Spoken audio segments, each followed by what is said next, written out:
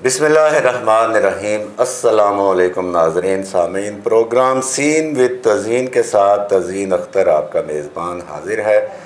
नाज़रीन किराम, Uzbekistan, republic of Uzbekistan Pakistan का एक बहुत अच्छा दोस्त, हमारे बहुत पुराने तारीख़ी तल्लुक़ात और अफ़गानिस्तान के पार ये मुल्क वाक़ है।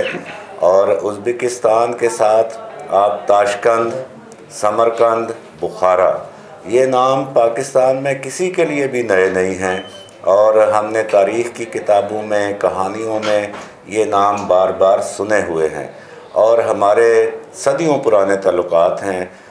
हम एक थे उज़्बेकिस्तान से, जो हमारे यहाँ जो एक मुग़लिया डायनेस्टी रही है, मुग़लिया हुक्मरान ज़हीरुद्दीन बाबर से जो शुरू हुई और बहादुर शाह ज़फ़र तक जो एक डायनेस्टी है, सिलसिला है मुग़लिया हुक्मरानों का, इनका आबाई वतन भी उज़्बेकिस्तान में ताशकंद के नज़दीक फ़रगाना वैली है।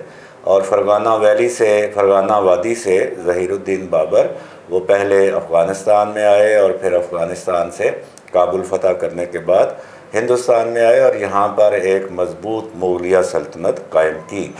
और इसके बाद फिर सिलसिला चल निकला, काफ़िले आते थे, शाहराह रेशम भी थी, वहाँ से भी कनेक्शन थे।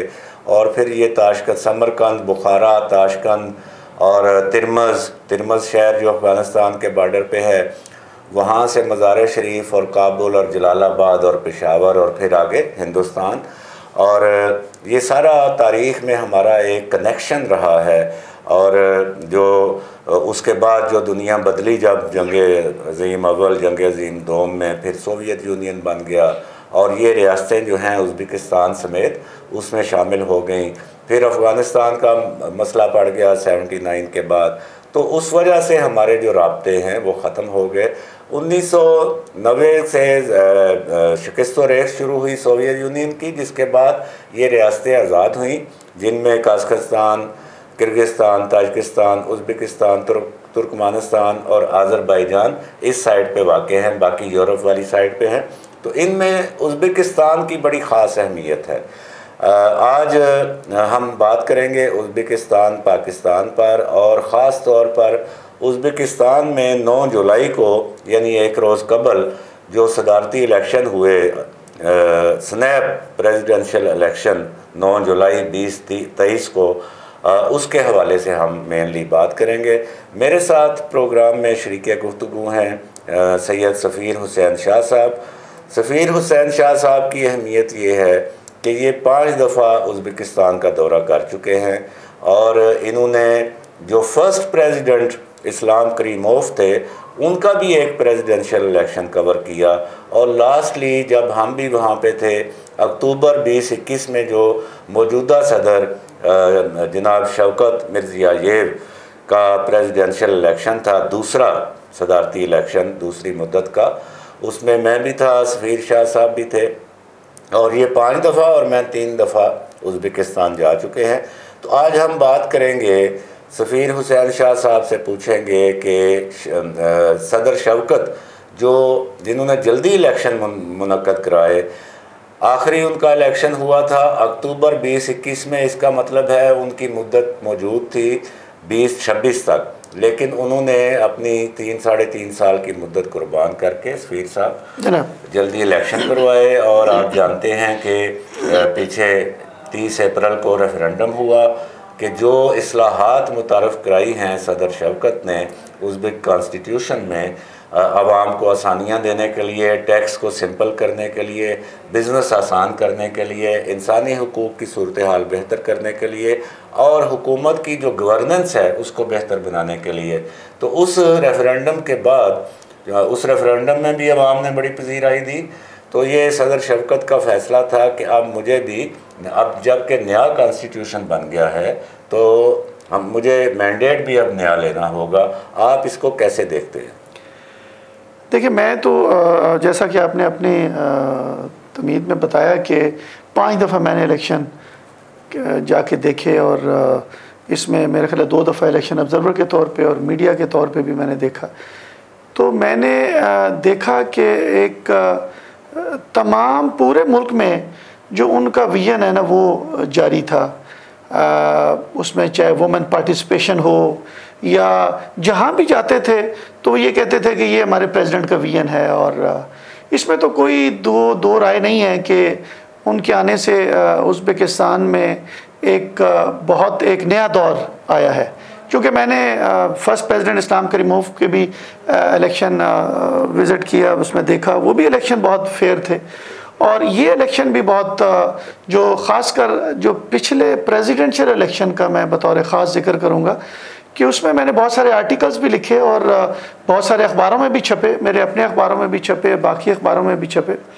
तो उनमें इलेक्शन, इसमें कोई शक नहीं था कि वो इलेक्शन बड़े अच्छे हुए थे। और लोगों की तकरीबन 1000 इंटरनेशनल ऑब्जर्वर जी, और मैंने बल्कि यूरोप के ऑब्जर्वर से भी मिला और मैं अमेरिका के ऑब्जर्वर से भी मिला। एक सरेरा जहां हम पोलिंग स्टेशन में जाते थे मुलाकात होती थी और उनसे भी हम ज़रा बातचीत करते थे। लेकिन ये है कि जितने भी पोलिंग स्टेशन मैंने लास्ट टाइम भी कोई मेरा ख्याल है 20 से ऊपर पोलिंग स्टेशन मैंने खुद विज़िट किए थे, तो वो इलेक्शन भी बहुत अच्छे थे। और लेकिन उसमें जो ख़ासकर ये जो रेफरेंडम में आपने बात की ना, इसमें 3 पहलू हैं। पहला पहलू तो ये है कि ये इलेक्शन इन्होंने फिर जल्दी अपने करवा के वो मैंडेट अपना कवर किया। ये नहीं किया कि 3 साल और इंतज़ार करें और उसके बाद इलेक्शन हो, और ऐसा नहीं किया। उन्होंने जैसे ही रेफरेंडम में अवाम ने मैंडेट दिया तो उन्होंने इलेक्शन प्रेसिडेंशियल करवा दिए। ये सबसे बुनियादी चीज़। दूसरी बात यह है कि उसमें जो कॉन्स्टिट्यूशन में अमेंडमेंट है उसमें बहुत सारी ऐसी अमेंडमेंट हैं जो मैं समझता हूँ कि वो जो उज़्बेक लोग हैं उनके लिए बहुत फ़ायदेमंद होगा। तीसरी चीज़ जो है, इसमें कोई शक नहीं किया जा सकता कि ह्यूमन राइट की जो चीज़ें थी, जो यूरोप का, जो बाकी मुल्कों का जो डिफरेंट एंगल से उनका जो आर्टिकल्स और उनके जो प्रोपेगेंडा होता था, उसको काफ़ी हद तक बहुत हद तक उन्होंने जो ह्यूमन राइट की जो चीज़ें थी उनको इम्प्रूव किया और ऑन ग्राउंड इम्प्रूव किया। तो ये 3 चीज़ें जो हैं ये बुनियादी चीज़ें हैं। लेकिन ये इलेक्शन तो ज़रा पाकिस्तानी डेलीगेशन भी गया हुआ है, ज़रा बड़ा हैवी डेलीगेशन है। वो जब वापस आएंगे या उनके आज आर्टिकल मैंने कुछ देखे हैं कि उनका 100% तो हम उसी वक्त कह सकते हैं कि इस दफ़ा प्रेसिडेंशियल इलेक्शन कैसे करेंगे। हमें उस डेलीगेशन से कोई गर्ज नहीं है। हमारा अपना एक व्यू है और हमारा अपना एक मुशाहिदा है और हमारा अपना एक तजुर्बा है। नाज़रीन कराम, 9 जुलाई का जो इलेक्शन हुआ प्रेसिडेंशियल स्नैप प्रेसिडेंशियल इलेक्शन, उसमें जो नताइज का ऐलान हुआ है, उनका मरकज़ी इलेक्शन कमीशन जो है उसने आज नताइज का ऐलान कर दिया और सदर शवकत मिर्ज़ियाएव 87.1% वोट लेकर दोबारा बल्कि 12 सदर मुंतखब हो गए हैं। और उज़्बेकिस्तान की टोटल आबादी जो है वो 3 करोड़ 50 लाख है। आबादी के एतबार से उज़्बेकिस्तान सेंट्रल एशिया का सबसे बड़ा मुल्क है और यहाँ पे तकरीबन 20 मिलियन जो है 19 मिलियन 19.66 मिलियन यानी 19.66 मिलियन वोटर्स हैं जो वोट कास्ट कर सकते हैं। और उनका 70% से ज़्यादा ने 9 जुलाई की शाम 5 बजे तक 70% ने वोट डाल दिया हुआ था और अभी 8 बजे तक वक्त बाकी था। यानी कि बड़ी तादाद में लोग आए हैं और उन्होंने वोट डाला है। और आज सेंट्रल इलेक्शन कमीशन ने नताइज का ऐलान कर दिया और उन्होंने बताया कि 15 मिलियन से ज़ायद वोटर्स ने अपना हक़ राय दही इस्तेमाल किया है और सदर शवकत मिर्ज़ियाएव को वोट मिले हैं 87.1%। इसका मतलब है कि वो अब एक उनको नया मैंडेट भी मिल गया और उनकी पोजीशन पहले से भी बेहतर हो गई।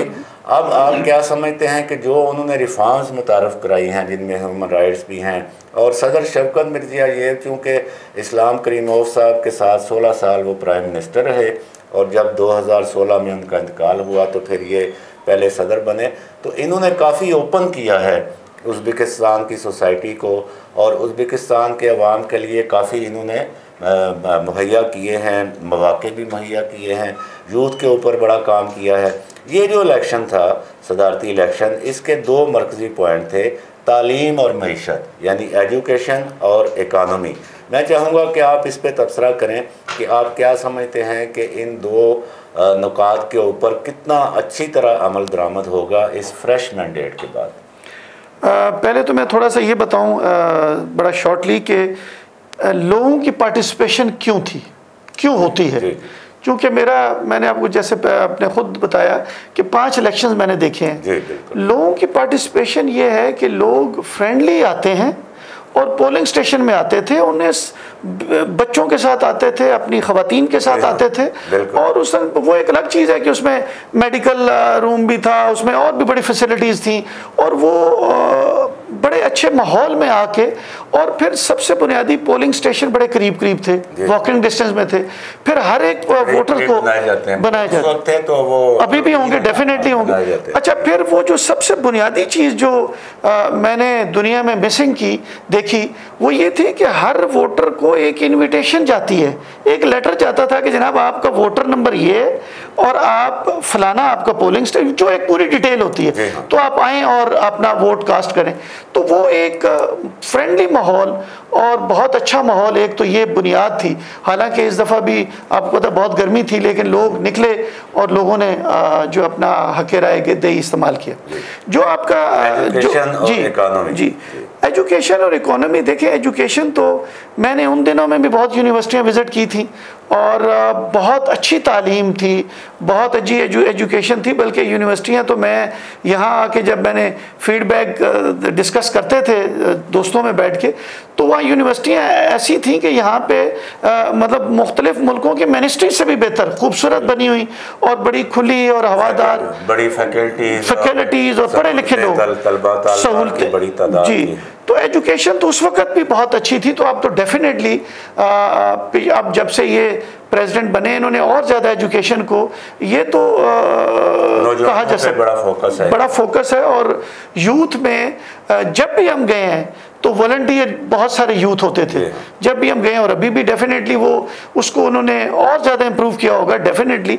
और एजुकेशन तो इस हवाले से, बाकी जो इकोनॉमी है, इकोनॉमी में बहुत सारे फैक्टर्स हैं जो कोरोना के बाद बहुत सारे फैक्टर्स आए और लोगों को मुश्किलात भी हुई, लेकिन इनका प्रेसिडेंट शौकत ने ज़राअत को बड़ी अहमियत, इकानमी का बुनियादी हिस्सा है। वहाँ पे बेस्ट काटन प्रोड्यूस हो रही है, वहाँ पे बेस्ट ज़री मशीनरी बनाई जा रही है। पाकिस्तान के साथ और इस रीजन के साथ उन्होंने कनेक्टिविटी और डिजिटाइजेशन पे बड़ा उनका जोर है। आप जानते हैं कि डिजिटाइजेशन इस वक्त इकानमी के लिए कितनी ज़रूरी है कि ताकि जो बिज़नेसमैन हैं वो एक दूसरे के साथ फ़ौरन रब्ता कर सकें, और अगर उन्होंने कोई एक्सचेंज करना है रकूम का, अमाउंट्स का, तो वो भी डिजिटाइजेशन के ज़रिए होंगी। और बहुत बड़े बड़े मेगा प्रोजेक्ट्स उन्होंने शुरू किए वहाँ पे जी। इसमें बिल्कुल आप सही फरमा रहे हैं, क्योंकि मैं जब पहली दफ़ा मिसाल के तौर पर एक एग्जांपल दे रहा हूँ, पहली दफ़ा गया था तो उनकी जो ट्रेन थी वो समरकंद तक थी। जब मैं लास्ट टाइम गया तो उनकी वही ट्रेन जो है बुलेट ट्रेन वो बुखारा तक थी। ठीक है, तो यानी ये एक इसके अलावा चलें ट्रेन की मैंने एक मिसाल दी है, तिरमज से उनकी ट्रेन आ रही है मज़ार शरीफ तक। अब मंसूबा ये है कि मज़ार शरीफ से काबुल लाई जाए और काबुल से पेशावर लाई जाए। तो ये एक ट्राइलेटरल ट्रेन प्रोजेक्ट जो है, ये भी एक फ्लैगशिप प्रोजेक्ट है। मैं ये समझता हूँ कि जिस तरह सी पैक बड़ा अहम मंसूबा है, उसी तरह ये ट्राइलेटरल ट्रेन प्रोजेक्ट जो कि उज़्बेकिस्तान के इनिशिएटिव पे शुरू किया गया है और तीनों मुल्कों ने दस्तखत कर दिए हैं, ये बहुत बड़ा प्रोजेक्ट है इकानमी के हवाले से, ना सिर्फ उज़्बेकिस्तान की इकानमी के लिए बल्कि अफ़गानिस्तान और पाकिस्तान की इकानमी के लिए। जी, जो आपने पहले जिक्र किया ना एग्रीकल्चर का, वो बड़ा इंपॉर्टेंट फैक्टर है और उसमें पाकिस्तान को भी फ़ायदा हो सकता है और बाकी मुल्कों को भी डेफिनेटली फ़ायदा होगा, क्योंकि उनके पास ना एग्रीकल्चर की बड़ी रिसर्च है। हमारे पास भी रिसर्च है लेकिन उनके पास ज़्यादा रिसर्च है, और उन्होंने जो मशीनरी इंट्रोड्यूस की है उससे ये होगा कि प्रोडक्ट्स जो है वो ज़्यादा इम्प्रूव होंगी, बढ़ेंगी, इन मुल्कों में भी बढ़ेंगी, और उससे ये इकोनॉमी में एक मेन काफ़ी हद तक वो एक फैक्टर है कि जब प्रोडक्ट एक एग्रीकल्चर प्रोडक्ट बढ़ेंगी तो उसमें इकोनॉमी स्ट्रेंथन होगी, ये वन ऑफ द कंपोनेंट। और उसके अलावा बहुत सारी मशीनरी है जो वहाँ से आ भी सकती है, वहाँ से कुछ चीज़ें यहाँ से भी एक्सपोर्ट भी होंगी, इंपोर्ट भी होंगी। रोड लिंकेज भी कायम किया पायलट प्रोजेक्ट के ज़रिए। हमारे ट्रक जो हैं उज़्बेकिस्तान गए हैं, उज़्बेकिस्तान के ट्रक पाकिस्तान आए हैं। तो इस तरह इकानमी के ऊपर बहुत ज़्यादा फोकस है सदर शौकत मिर्ज़ियोयेव का। और नाज़रीन सामीन, उज़्बेकिस्तान की अहमियत ये भी है कि अगर आप उज़्बेकिस्तान में हैं तो फिर आप ये समझें कि आप तमाम जो सेंट्रल एशियन ममालिक हैं उनके उज़्बेकिस्तान से आप वहाँ पे आसानी से जा सकते हैं। फ़्लाइटें मैसर हैं, ट्रेनें और रोड लिंक्स मैसर हैं। और उज़्बेकिस्तान की सरहदें तमाम जो सेंट्रल एशियन ममालिक हैं, कज़ाकिस्तान, ताजिकिस्तान, किर्गिस्तान, तुर्कमानिस्तान, उन सब से मिलती हैं। फिर साथ अफ़गानिस्तान से मिलती हैं, पार जो है वो रशिया आ जाता है। तो इस तरह उज़्बेकिस्तान एक बड़ी अहम लोकेशन पे वाक़ है जो कि पाकिस्तान के लिए बड़ी मुफीद हो सकती है। और उज़्बेकिस्तान में अब जो सदर शौकत साहब को नया मैंडेट मिला है, नया कॉन्स्टिट्यूशन वहाँ पे आ गया। और सदर शौकत ने 2016 में जब आप पहली बार सदर बने तो उसके बाद उनका विज़न सामने आ गया था कि वो उज़्बेकिस्तान को ओपन करेंगे और एक नया उज़्बेकिस्तान बनाएंगे जो ज़्यादा पब्लिक फ्रेंडली होगा। और अभी भी उनका जो लाइन है, उनकी जो एक माटो है वो ये है कि सिटीज़न, सोसाइटी एंड स्टेट। यानी वो शहरी को एक यूनिट के तौर पे देख रहे हैं, फिर उसके बाद शहरी मिलके सोसाइटी बनाते हैं और सोसाइटी फिर मिलके स्टेट बनाती है। तो इस तरह जो उनकी तालीम का शोबा है, फिर जो इकानमी है वो स्ट्रेंथन हो रही है। और चूँकि वो पाकिस्तान के साथ मिलना चाह रहे हैं, कनेक्टिविटी बनाना चाह रहे हैं, तो उनकी जो इकनॉमिक डेवलपमेंट है उनके समरात से पाकिस्तान भी फ़ायदा उठा सकता है। क्या कहेंगे आप? नहीं बिल्कुल। देखिए, एक तो ये सेंट्रल एशिया में ना सबसे बड़ा मुल्क है, पॉपुलेशन के एतबार से देख लें और वोट के हवाले से देख लें। और एक मैं लीडर तो नहीं कह सकता लेकिन इनका लीडिंग रोल है जो सेंट्रल एशिया में। तो इकोनॉमी के हवाले से ये अफ़गानिस्तान का अब जो बहुत सा बेहतर हो गया है और ये मज़ीद with the passage of time और बेहतर होगा। और अफ़गानिस्तान से जो रूट है, चाहे वो बाई रोड है, चाहे वो ट्रेन जैसे आपने कहा, या वो उस हवाले से एक इंपोर्ट एक्सपोर्ट बढ़ेगी, ऑब्वियसली बढ़ेगी। और इकोनॉमी में डेफिनेटली उसमें एडवांटेज होगा कि बहुत सारी प्रोडक्ट जो हैं, जो बहुत सारी इकोनॉमी को बूस्ट अप करती हैं, जो प्रोडक्ट जो इकोनॉमी को स्ट्रेंथन करती हैं प्रोडक्ट, वो जो है वो इंक्रीज़ होंगी और अच्छे रिलेशन होंगे। बिल्कुल सही है। नाज़रीन, आखिर में खुलासा करते हैं, सदर शौकत मिर्ज़ियोयेव की अहमियत ये है कि वो पाकिस्तान में तमाम जो भी हुकूमत आती है उसके बड़े अच्छे दोस्त होते हैं। उनके सब सियासी जमातों के सरबराहों के साथ बड़े करीबी ताल्लुकात हैं। और अब जब कि उन्होंने एक नया उज़्बेकिस्तान बनाया है और वो इकानमी मजबूत कर रहे हैं और वो कनेक्टिविटी के वो अलंबरदार हैं, टार्च बीरर हैं कनेक्टिविटी के और डिजिटाइजेशन के दोनों की एलिमेंट्स हैं इकनॉमिक डेवलपमेंट के लिए। और वो पार्टिसिपेटरी डेवलपमेंट चाहते हैं और इसके लिए वो पाकिस्तान के साथ बहुत ज़्यादा उन्होंने इक़दामात उठाए पाकिस्तान के साथ रवाबित को रवां करने के लिए और आसान करने के लिए, जिनका हमने तज़किरा भी किया। अब जब कि वो एक नए मैंडेट के साथ आ गए हैं तो हम उनको तहे दिल से मुबारकबाद पेश करते हैं। और उज़्बेकिस्तान के अवाम की बेहतरी के लिए तो वो इक़दामात यकीनन उठाएंगे, लेकिन उसके साथ साथ उन्होंने अपने नए उज़्बेकिस्तान में ख़ारजा पॉलिसी को भी ओपन और पीसफुल और दोस्ताना बनाने का ऐलान किया। और उस पॉलिसी के तहत वो पाकिस्तान के साथ बहुत करीबी ताल्लुकात चाहते हैं, करीबी ताल्लुकात मौजूद हैं। इनको वो बामानी तिजारत और इकनॉमिक ताल्लुकात में ताउन में तब्दील करना चाहते हैं और इसके दोनों मुल्कों को फ़वायद होंगे। और सदर शौकत मिर्ज़ियोयेव का सहबारा इंतखाब और उनका मजबूत होना पाकिस्तान के लिए भी मुफीद होगा। आज के प्रोग्राम में इतना ही। अपना बहुत ख्याल रखिएगा। अल्लाह निगहबान। जिंदाबाद पाकिस्तान। शुक्रिया। Thank you very much.